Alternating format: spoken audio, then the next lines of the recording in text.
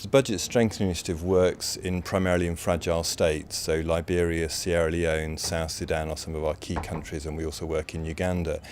It started off really as a way of, in a way, initially providing advice to ministries of finance in poor countries, but we very quickly found out that actually what developing countries needed was not more advice but help in implementation. It's the sort of Monday morning problem.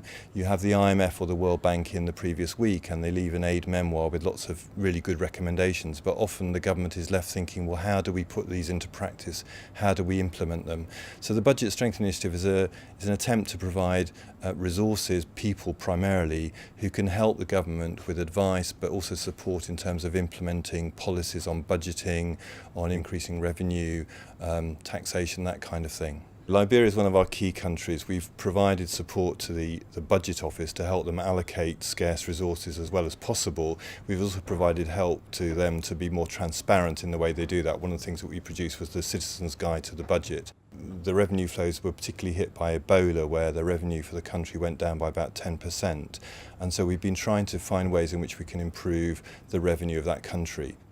So we got involved in two particular things. One was we provided an expert who was there on a residential basis supporting an audit process which enabled him to look back through the records of multinationals and see that whether they paid the right amount of tax over the last decade or so.